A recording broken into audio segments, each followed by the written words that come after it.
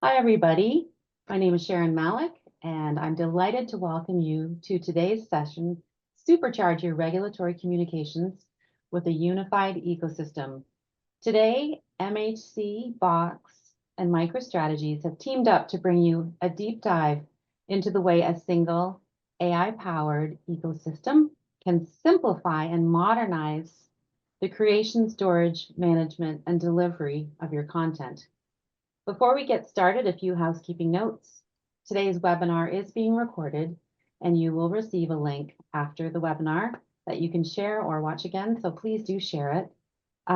Secondly, the participants today, you're all going to be muted, but we do have a chat area in the webinar. Please put your questions in there, and we will follow up and answer them at the end of the webinar in our Q&A session. So I will now give the mic over to Paul Rokos, VP Partner System at MHC, who is going to be hosting the conversation today. Paul, over to you. Thank you, Sharon. Thank you very much. Welcome, ladies and gentlemen, and welcome to a very exciting and I know an enjoyable discussion with our panelists. I have never been with such a humorous and intelligent set of people in my life. It's going to be amazing. So with that, let me introduce the panelists, please. First, we have Adam Storch. He is the Principal and Chief Solutions Officer at MSI. Perry Rotella, he's the Managing Director of Financial Services at Box Worldwide. Jeff Sinofsky, he's the Vice President of Professional Services and Customer Service at MHC. And for those who are unfamiliar with us, MHC, Box, and MSI, we partnered to offer a modern and very innovative solution. MHC, we're known for our generation of customer communications. It's a no-code CCM. Box, as you know, is known for its intelligent content cloud, a single platform that manages the entire content lifecycle, and is a leader in enterprise AI. And MicroStrategies is our SI. They deliver end-to-end technology solutions that drive business results. So with that, we put together a little agenda. And the topics we're going to talk about is really starting off with regulatory communications, the challenges around those, and diving a little deeper down into what those challenges are in our traditional document management solution. What are the real benefits of partnering or having an end-to-end ecosystem, and how AI powers that end-to-end ecosystem.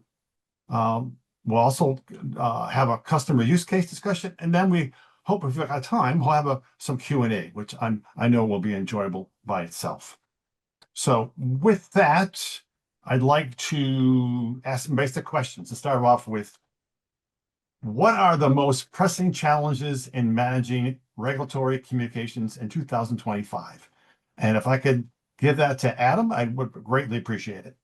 Hey, no problem. Thanks, Paul. I appreciate it. I would say that the biggest challenge is actually, being compliant. I mean, there was a study I read recently that said the cost of non-compliance is almost 3 times the cost of being compliant. A misfiled document or incorrect disclosure can lead to fines costing millions. Violating privacy regulations included in GDPR and CCPA can lead to fines up to 4% of company revenue. Financial sector fines grew significantly in 2024. Regulators actually imposed over $3.2 billion in fines due to AML, or anti-money laundering, control failures, and cyber security lapses. Companies need to be more efficient and nimble when it comes to dealing with regulatory changes. Updating documents, getting documents approved, getting them out to their clients quickly is critical. Relying on traditional legacy document management solutions to get the job done just doesn't cut it. I mean, Paul, let me ask you a question. Did you take a horse and buggy to get here? No. The old world doesn't cut it. Adam, thank you. Perry, how about if we narrow it, this question down to document management specifically? What are the biggest challenges? Yeah, well, Paul, when related to specifically compliance and regulatory reporting, there's a few challenges that kind of stand out. The first one is around version control and auditability, right? Regulators require exact document versions with no tampering. And related to that, audit trails, right? Regulators expect full visibility into who accessed what, who shared documents, who changed a document, and when that happened. Retention and disposition is another challenge that we're seeing a lot, at Box. If you over retain, you've got a liability, right? If you under retain, you're non-compliant, right? So it's a balance where you really need to be precise, to ensure that your risk profile is covered. And then, finally, around data security and confidentiality, classification based on PII, customer data, financial records. These are hard problems, to solve. So those I think are the main challenges. I'll add one more that is sort of an efficiency piece, and it's around coordination across cross-functional coordination.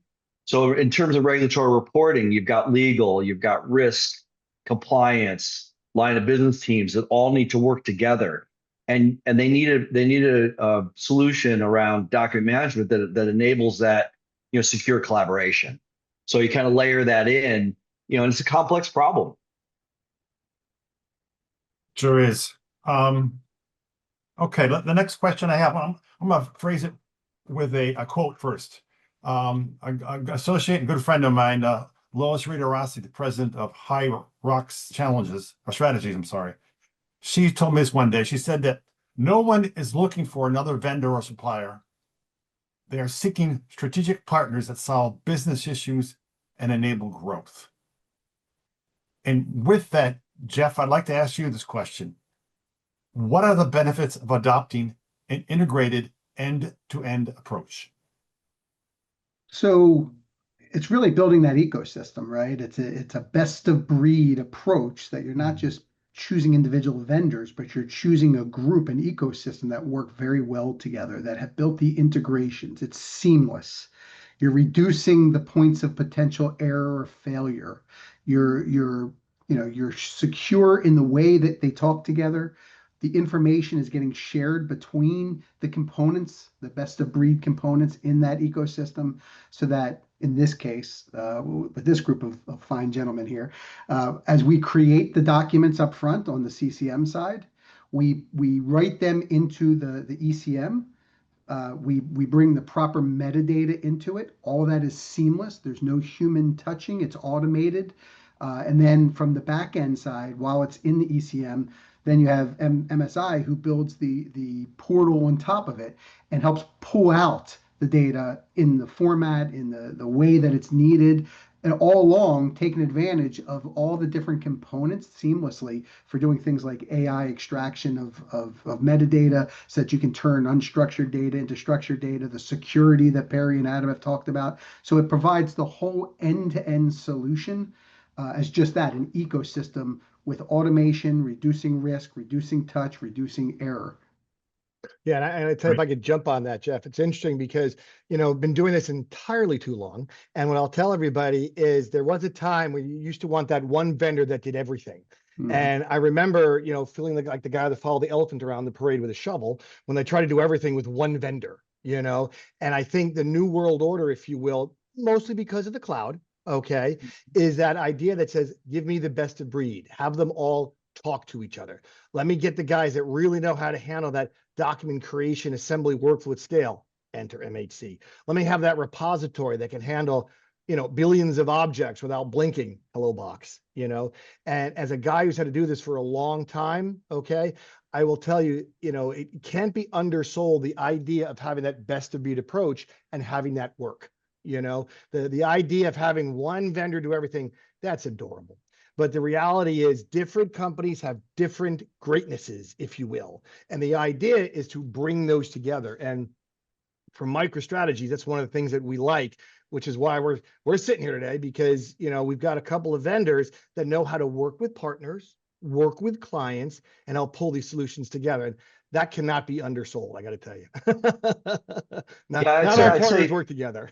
Yeah, no, Adam, I'd say, one of the concerns I had when I was a CIO around taking best of breed approach is, wow, now I've got to do all this integration, right? But we've got technologies with MHC and Box that are easily integrated, right? And that's where then MicroStrategies comes in to make it all work, right? So that's the ecosystem is complete in that sense. And it's all secure.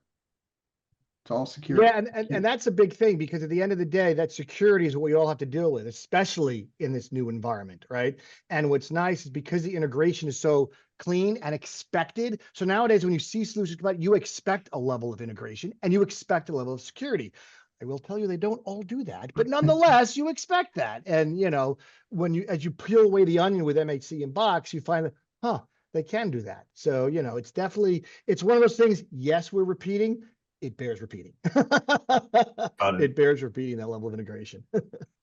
So, Jeff and Perry, what are the tool sets that enable that integration with the flexibility folks talk about and can do? What is it that both MHC and Box have? Jeff, do you want to start? Sure. All right. So from an integration perspective, we take advantage of the industry standard tools, right? That are secure, that are proven, right? And as we work together, because we're all using industry standard based components or tools, it makes it very easy for us to integrate, right? So it allows us to do our portion and to hand it over to Perry's organization, right? Seamlessly without people having to touch it. So that level of security in handing it over, the level of not reinventing the wheel every single time, you're using repeatable process, your automation, all of that process, it really, really makes it easy to work together in this kind of capacity. Yeah, so as Jeff said, when you look at MHC, you've got intelligent AI-driven document creation, workflow automation, right? And then at the core of the document management system, Box provides that centralized repository.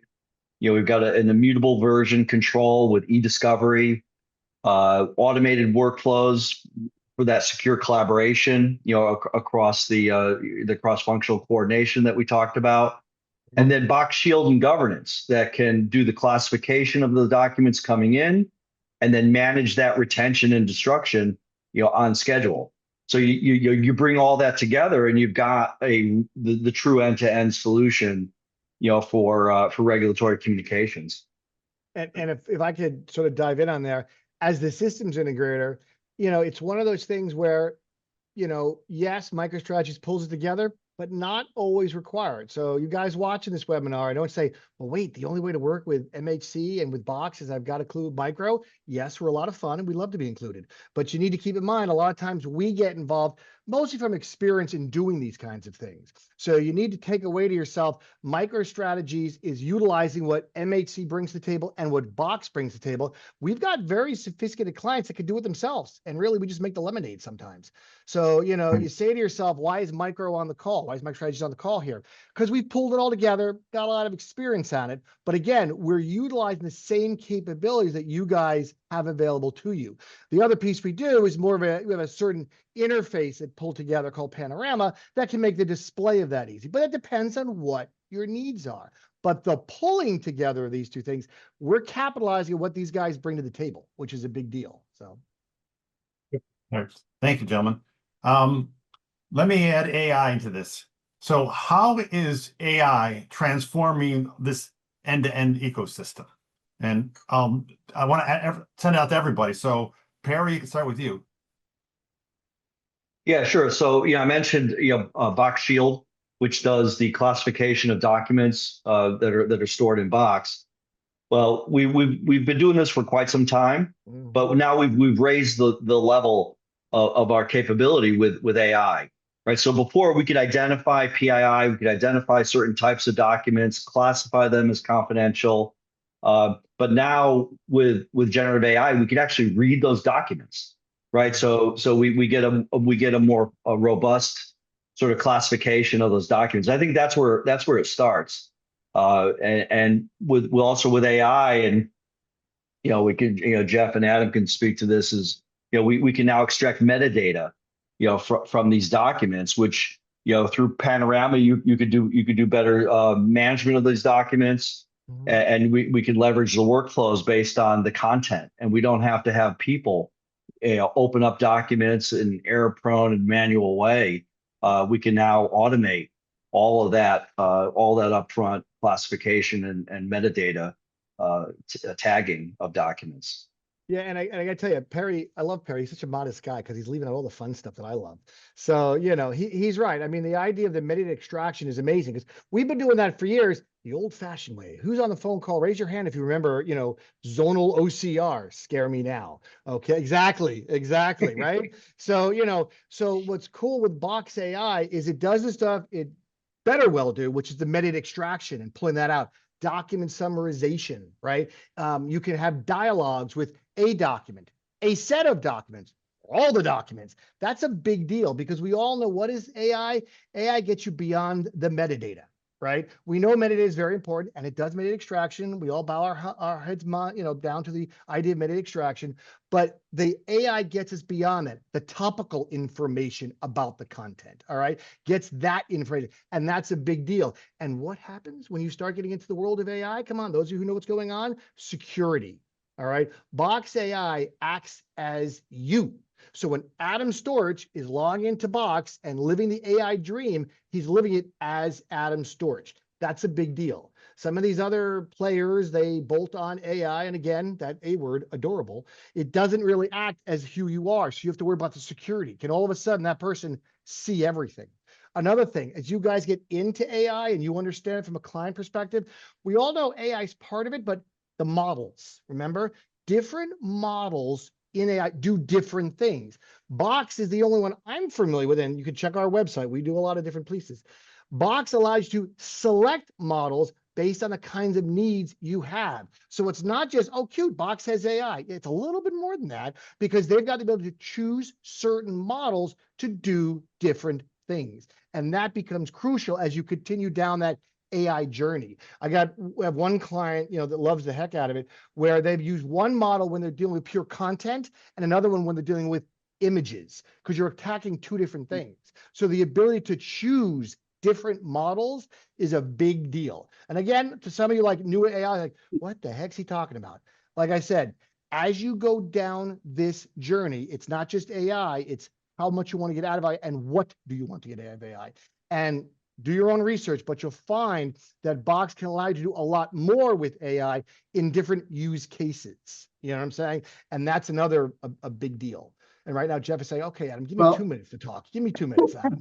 No, but to add on to that journey, the journey has to start someplace, right? And that's on the Yeah. document creation side. Yep. So we utilize on the MHC aspect of things, we utilize AI to help organizations create templates, to create workflows, to create web forms, to extract data right from their customers. We utilize it to do translations. So you create one template and translate it into 50 different languages and let the personalization of your data drive what gets created from a document output point of view, and then tag it, right? Tag it with that metadata so that it can go into Box and Box's AI can take over at that point. So, when you're converting customers from legacy type systems, you're migrating them into this new world order, as Adam described it, right? Using AI can be huge. It can really, really reduce the amount of time that it takes to create all the templates, to migrate things over, right? To consolidate. I may have had 10,000 templates, but do I need it? No, let's use AI to do that assessment and say, can I get away with 3,000, right? Or 300 and make reusable chunks. And then how do I bring it all together? So AI is, it's coming on strong. It's going to continue to get better as we go, and it's going to be part of everybody's life. So let's utilize it at the front, the middle, and the end, right? And that's what we're doing here. Yeah, and Jeff will get into it more, but when he so casually mentions less templates, that means less effort from you clients, a lot less maintenance, a lot less work to be done, a lot less. What did we start this whole thing over with? Compliance and being compliant and having to approve things, having to approve a bazillion templates That's a slight exaggeration, but in some of the organizations, we've seen worse. But anyway, you know, the less templates, the better. And that's what AI does. You know, is it the silver bullet? No. Does it cure everything? No. But it absolutely, when used appropriately, makes you more efficient, makes you faster, and actually lowers the cost. Your TCO definitely plummets when you start bringing the AI components. Yep.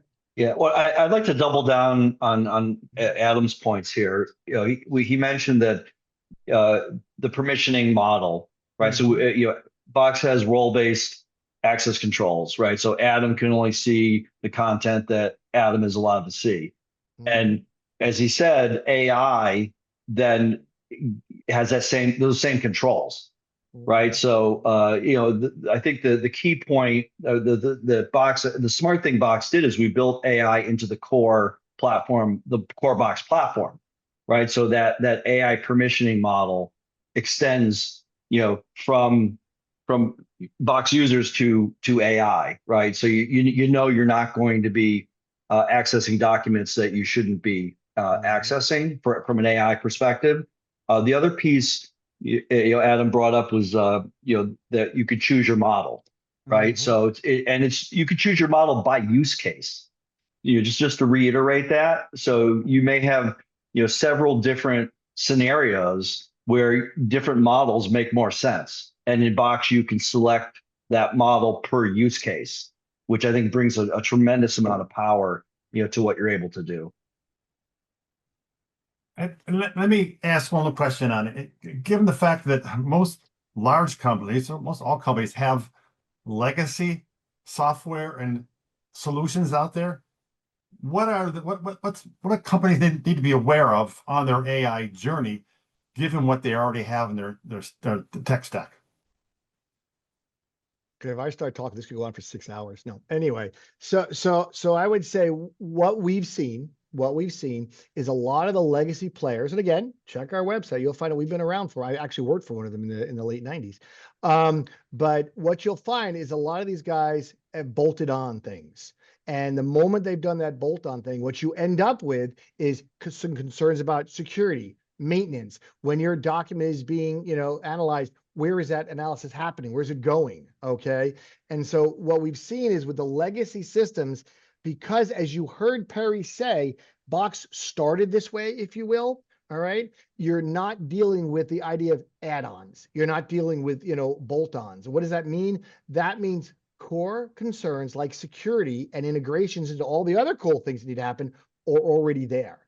You know, so we talk about the pure AI strategy. We'll talk a little bit about solutioning piece because I got to let Jeff talk about the cool stuff. But, you know, we talk about, you know, the legacy ECM stuff, you know what I'm saying? It's a lot of pieces where they're trying to play catch up. I had one client that, you know, we did a lot of the installs. You know, I feel bad because for years we were the ones installing those legacy. Now that we're the ones replacing it all.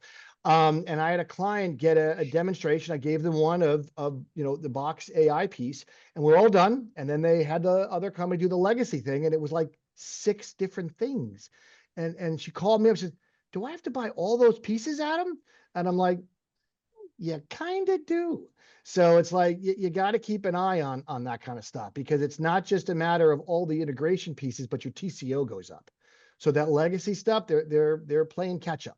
They're playing catch up. You know, Built with so AI intent is the way. yeah. And the ketchup's not gluten-free, guys. I don't know what to tell you. So, you know, it's not there. So I'm sorry, Jeff. Again, you were going to do this, talk about more No, I the was just gonna say, solutioning side. to sum up sort of what you're saying, it's I've heard it referenced as AI intent. These solutions are built with AI intent, where the legacy ones aren't. So you're right, they're cobbling together different things to perform certain functions, but the intent isn't there. So sometimes it works, sometimes it doesn't. It's never as efficient. So the AI intent is really, really important. Yeah, and if you really want to find out how smart these guys are, go to them and say, "Hey, you guys have like an MCP server I can talk to?" And you watch all those letters. Get, what does MCP mean? Basically, it's a, you know, it's model content context what you call protocol. It basically is a server for having agents talk to each other. And I got to tell you, we've already worked with boxes, so it's out. It's, you know, it's in the early stages, but I can tell you, you know, we're doing stuff. We'll show you guys. So those guys go to BoxWorks. We'll show you all of that. A lot of the end vendors are still learning what MCP stands for. So, you know, and that's what I mean by the AI journey with Box. They're definitely, driving down, and MHC is not hanging on, they're leading their pieces. They're leading the way on their side of the equation too. And you guys, you got to be in that journey. So you got to be in that journey. Very, very good. Thank you. Jeff, I'd like to take it now to a use case. That particular one having to do with the administering, I think, health benefits for a large healthcare payer. Sure. Could you talk a Sure. little bit about that?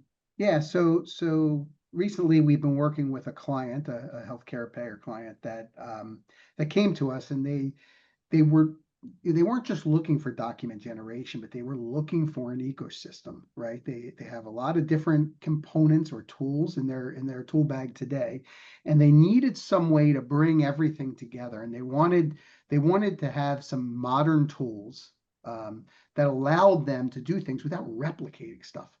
Creating documents in one place, moving those documents here. So now they're replicated in two places, then moving it someplace else. And now you have documents all over the place. The security's out of whack. They didn't want to be passing data around, with it completely, right? So they wanted an ecosystem where everything worked together. There was one home for the document, right? They wanted to create the documents. They wanted to be able to create them at scale, not just the generation of the outputs, but the templates. So they came to us, we listened, right, as good consultants do, and we brought a team together, right, to help provide this ecosystem and solution. That our part of it was the document generation. We can bring AI to the table. We can call using our standard APIs, so that you're not extracting data files, moving those files from one place to another, and doing all this legacy type of an approach, but use APIs to call in, grab their data. So we're pulling it instead of them pushing it. It reduced their dependency on a lot of their IT staff, right? So we generate the documents, we would write them into Box, bring the metadata and metadata templates along with it, so that in the ECM, they could then build their portal, which is what MSI does, over top of those documents, and provide that to their end users. So it's all stored in one place. We're not passing data files around. Everything is clean, everything is modern, and everything is integrated. So there's no manual touch points. There's no, latency in the process. There's no passing things around, worried about security of everything. And they've been very happy, and we're at different stages in the process right now, where it's a variety of different types of documents that they're looking for that are all regulated at this point. That's great. Okay. Thank you, Jeff. And what I'd like to do now is open it up to the three of you guys. Is there any additional areas you want to talk about or discuss together, or with the in mind with the customers on the line right now? So it's up for you. Yeah. So one thing I will say is, and it's a big deal, is when we talk about migrating this solution, right? So a lot of you have legacy stuff, right? I made my horse and buggy joke, which I got harassed for, but that's okay. The older style pieces. We understand, and the we is everybody on this call, is when you're migrating these legacy ECMs, it's not the old Saturday Night Live kit. We pick things up, we put them down. It's a lot more than moving data. It's moving a solution. Okay. And what I don't want anybody on this call worried about is, Adam, I've got all sorts of other stuff going on with this legacy ECM. It's not just the idea of publishing. We get that. And that's critical that we get that. And I think, between Box and MHC, we understand that we're moving business processes. All right. We're not just moving content, and we understand what that means. We understand the integration points, the touch points, the user experiences, the phasing of these things. So as you say to yourself, because I can't say nobody, very few people are starting with a blank canvas. Everybody's got something going on. And it's critical that you guys understand is we're not assuming it's a blank canvas. We're assuming the three of us, okay, the new mod squad. Anyway, I don't know which one's gonna be Link and Julie, but anyway, the new mod squad here, we understand that something's already there. We understand that there's a business process in play that we also need to address. And I don't want you guys to say to yourself, yeah, I can migrate that, but what do we do with all that? No, never mind. Okay, don't do that to yourself. Understand that your team here understands what it means to go from a legacy system to a modern ICM, understand we know what it means to deal with all of the pieces, not not just the technology pieces. Sometimes I feel Jeff and I are therapists in some of these projects, but we understand walking people through that change, understanding all things around. So I just, forgive me for over repeating myself, but I need you guys to understand, we know that we're not walking into a blank canvas. We know you've got stuff in there, and we know it's more than just the client communications, which are critical, that are being migrated. It's a lot of other business processes, and between the three of us, we've got that covered. You know what I'm saying? It's not our first rodeo. Happy to show you the scars, just not on this call. But we could tell you and go through all the things you need to watch out for when it comes to doing these kinds of migrations. It's the customer experience overall. It's not Yeah. just migration of a static product. Yep. So that's the big thing I want you guys to understand. We get this is not just install and go. There is a migration, there is change management, there is hand holding. Some of our clients, we've actually had to have them breathe into a paper bag, but it's all good. You needn't worry. We've done this before. You heard Jeff, hundreds of clients have done this before, So I don't want that to stop you guys from going to that next level. That's where I'm coming from. Don't be afraid of that piece. That's what I would say. Yeah, and Paul, I'd like to jump on something Jeff said when we talk about the use case. He talked about having the content in one place, right? So when we kick this off, I talked about some of the overall challenges with document management, around version control, auditability, audit trails, data security, retention. But one of the things I think that's pretty key here is we've evolved to a place where the way we manage content is fundamentally broken, right? So IDC did a study last year that found 90% of an organization's data is unstructured, right? And if you look at that the organic world we've grown up in, right, you've got content stores all over the place, right? You have like specific ones for point solutions. You've got individual drives for individual work. You've got portals, that where content's published. And what's evolved to is this is an environment that is complicated. It's hard to find things. It takes more time than it should, and you have a security problem because every island of content is a beachhead for the bad guys to attack, right? So I think, and in the context of compliance and regulatory reporting, when you have to go find the current version and you've got 10 versions of a document, you've got a mess on your hands, right? So that's where Box comes in. We provide that unified layer of storage, for content, and it just simplifies the entire ecosystem that we've been describing here. Yeah, and you can't forget, if you talk to Perry, if you're really nice to him, he might share his billion object white paper that they did. So when we talk about storing stuff, we have tried various solutions with other ECMs. You're able to, with Box, to load hundreds of files a second. Okay. And I can speak this from the truth because we've done it ourselves with a number of clients, right? And again, if you're nice to Perry, maybe he'll share the white paper, but you got to be nice to him. And I'll tell you, that's the piece that a lot of people don't realize with Box. They look at Box in a different way. And I'm like, guys, we've been doing the high volume piece. So Jeff can spit out files way faster than you'd think to begin with. Okay. And the reason the three of us are here is Box can digest them. So you need to say to yourself, Box, share files. Yeah, that's cute. All right. Hundreds of files a second are going in there. And that's what you need in these kinds of solutions. If you're producing client communications, EOBs, whatever statements, right? We all know there's regulatory concerns about making those available to clients in a timely basis. So yes, MHC can do that with no problem. They do that every day of the week. Well, guess what? Box can ingest it. All right. So you need to remember that part because we've been working with Box for over 10 years. Maybe not 10 years ago, but now, last few years, oh yes, hundreds of files a second, and you need to digest that as well, And so the other reason you all of a sudden see MHC Box with a side order of MicroStrategies in this meeting, because Box can suck in all that stuff, and that is a big deal, especially in the cloud world. When these guys start moving things to the cloud, performance becomes intriguing. Okay, as a guy who's had to do that with other ones. So having said that, keep that in mind, guys. Yeah. So since Adam brought it up, I mean, for one, we all need to be validated. We all need to feel, well, belonging, and you guys are making me feel that way today. But I think he but wants a for hug. the I think he wants for a hug. the billion record comment, the white paper that Adam brought up, basically what we did is we loaded 1 billion documents into a single folder.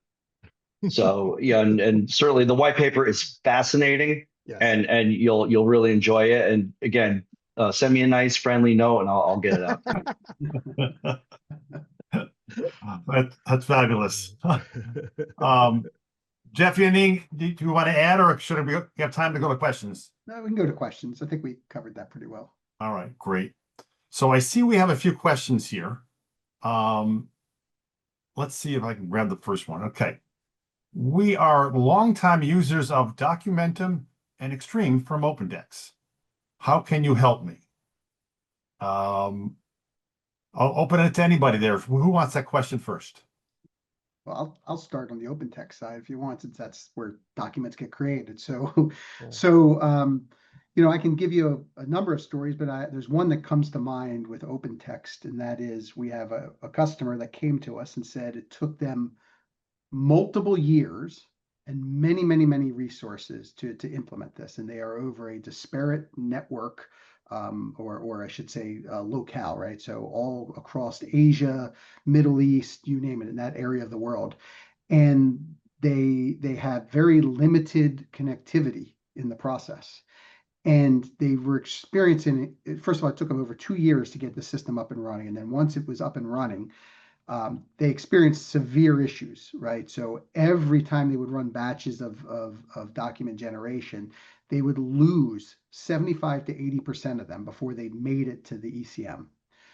So they'd have to keep running this. And in fact, it created a very bad quality of life for their employees.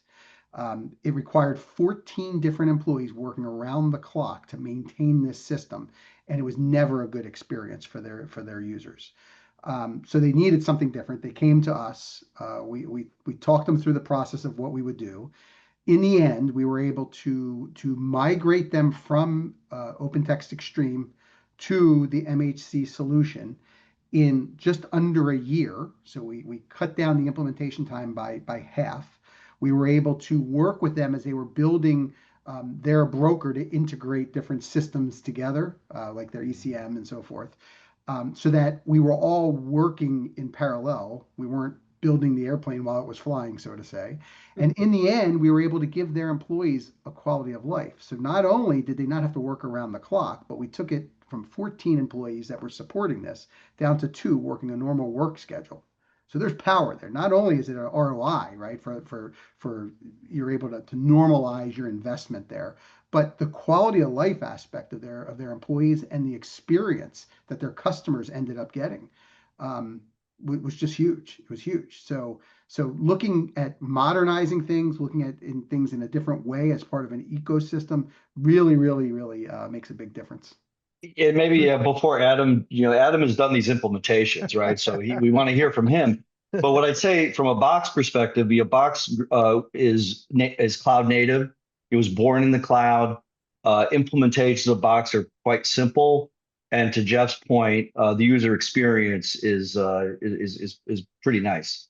So, but I think that with some of these other technologies, the implementation time, the amount of administration, especially since some of these tools that we grew up on-prem and are sort of ported to the cloud, there's a lot more complexity in the implementations. Yeah, we don't work in a single environment or office anymore, right? It's a global environment, so it has to be cloud-based. It has to have this ecosystem approach. Yeah, and staying with that, we are vaguely familiar with Documentum. For those you want to date yourself, DCTM.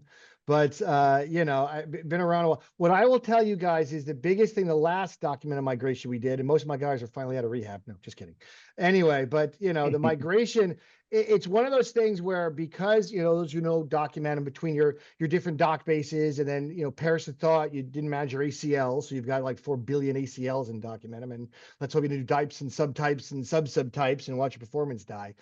We get what it takes to migrate a Documentum out of a document into Box with a more flat performing model, all right, more performing data model, all right. And as you heard Perry says, you don't worry as much anymore.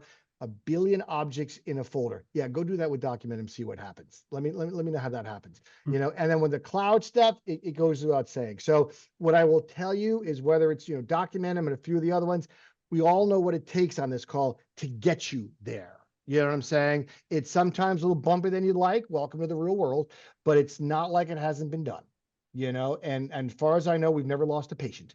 So I definitely think it's one of the things you guys need to be focused on not being, you know, afraid of. And I should stop because you guys know we've been doing this too long. We'll go for another 3 hours. So I'm gonna stop. Adam, we've never lost a patient or a document.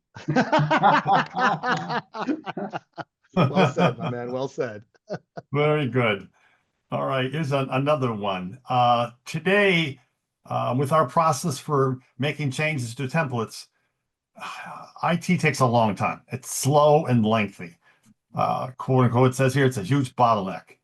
So with MHC, what level of expertise do I need to have on our side to do something like creating a new Alone application? Big deal. Bring it home, Jeff. Yeah. So again, as we've been talking about, in the cloud, your dependency on your IT department gets minimized quite a bit here, right? So the infrastructure is all provided, it's secure and so forth. But what does it take to build these 4,000 templates, right? These data models, all these different components that are required.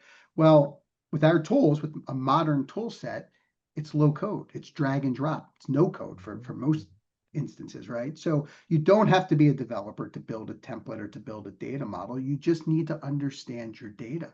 You need to understand what you're working with, right? And then it's drag and drop, drag and drop. So if you have a business analyst, which most organizations have a business analyst, it's not a developer, it's somebody that basically understands their business and their data, right? And can bring those two things together logically in their mind, know what goes where, right? And looks at it from the perspective of the customer experience. They can build these things very, very, very quickly, right? You're not sending a request to IT that it takes 2 to 6 months to come back with, right? Where you have to fit it into their schedule. You have your own resources that says, oh, we need to build this. Well, I already know the data. So all I got to do is drag this over, drag that over, create the layout, the look and feel, put my style sheets in, put my branding, whatever you want to do. And by the way, once you build it once, you share it. So you reuse it. So in the future, to maintain it, which Adam talked about earlier, which is a big decision point in any solution you make. Now, if I need to change a logo or a style sheet action or something like that, it's literally I upload a new version. Boom, it's done. And everything that touches it is reflected. So, and then you can go through your review and approval processes, but it doesn't require your IT people to have to come in and do this work. So it's a huge game changer. Great. Okay, next question is with the solution that we've been talking about, how do I deal with requests from regulators and search for content? What is this interface like? Adam? Sure. So I think one of the things that we deal with a lot is, again, been doing this for a long time. So MicroStrategies has an interface we pulled together called Panorama. All right. And, if you head to our website, you watch the videos, we're kind of like the Netflix of ICM and ECM. So a lot of videos on there. But Panorama is an application that sits on top of Box and allows regulators or whoever has access to do the kinds of searches and reporting and exporting they need to do to handle those requests, whether it's a request from a regulator to get content to share it with Box, or you actually have temporary access to a regulator to be able to do those searches. The kinds of searches, the piecemeal searches, the substring searches, the reporting, the understand, that's what Panorama brings to the table. So, when you talk about the Panorama interface, you're talking, I'm going to date myself, 20 plus years of watching people go through this to build an interface that gets them where they need to be, and I think we have found that it's definitely an interface that people cling to because it's simple. And here's the other thing. Some clients actually embed it in their application. So Panorama can live on its own, right? Pursue a life of document fulfillment right there. Some clients can want to and embed it right in their customer service app. So they've got their own customer service app and we embed Panorama in that. Not a big deal. So that interface is there to allow them to get to the documents, report on the documents, and know what the heck's going on. All accessing the greatness, quite frankly, of this box. There's nothing exciting about or different than what we're doing. We're grabbing all that data that's sitting inside a box to tell you what the heck's going on. Fantastic. Good. I think I got time for one last question. It says, how is this solution addressing accessibility, ensuring that we're generating documents for customers that are accessible and compliant with the regulations? Well, from the document gen side, the MHC side, we support all the standards that are out there. Like the current one is the PDF WCAG 2.1, and in Europe, they've adopted a subset of that just went into effect the end of June, where there are monster fines that could come into play here. So our solution out of the box supports those. So you can identify when you're building your templates, if it is in compliance, it'll tell you what's not compliant. We're also consistently and constantly looking at new ways to do this and present this to make it more efficient. So in the next release or two, we're going to be adding additional capabilities to allow customers to not only look at the document they're working with, but to look at their whole catalog of documents and get all the information back. Because the idea is, as you're doing that, look at fixing it in one place and sharing it, right? If you can, reusability. So we've already taken that approach, and then we can pass any information we need into the box solution for archive at that point. But everything should be compliant at that point, and then we pass it over the fence to them for storage. Okay, great. Any other comments, folks, before we begin to wrap it up here? No, I think we covered a lot. I mean, and as I'm sure, Perry was about to talk about more, is like the worm compliance. All the compliant storage piece in box can't undersell that. Because when you're dealing with these kind of regulatory, you need, a regulated repository, and I've got, the broker dealer world loves box. So it's like, there's the idea of that immutable object to be able to have that kind of storage. It's there, guys. Nothing we're doing. It just comes native with box, Great. Okay. Gentlemen, I'd like to wrap up today's webinar. I want to say, first of all, thank you very, very much. It's been a true pleasure and enjoyment listening to you. So Jeff Sinofsky, Perry Rotella, and Adam Storch, again, appreciate you being here today. And we're going to look forward to seeing you at BoxWorks shortly. But before we talk a little bit about that, I want to give one last summary, I think, in terms of what Lois Rossi said from High Rocks Strategies. No one is looking for another vendor supplier. They're seeking strategic partners that solve business issues and enable growth. That's what our partnership's doing, solving business issues and enabling real growth. With that, I'm going to turn it over to Sharon. And again, folks, look forward to seeing all of us at BoxWorks in September. Sharon? Thanks, Paul. And yes, thanks, everyone. I just want to highlight one additional thing, and that is our next month's webinar. It's with Amy Mikado from IDC, talking about turning static forms into workflows in a way that feeds your data into your systems, but doesn't put a heavy burden on IT. So we hope listeners will go to our website and register for that today. Other than that, thank you all for your insights today. Thank you, everybody, for attending. As you leave, please watch for an email with a link to the recording, as I'd mentioned, and complete the survey upon exit. Thanks all, and enjoy the rest of your day. Thank you. Thanks, everybody. Thank you.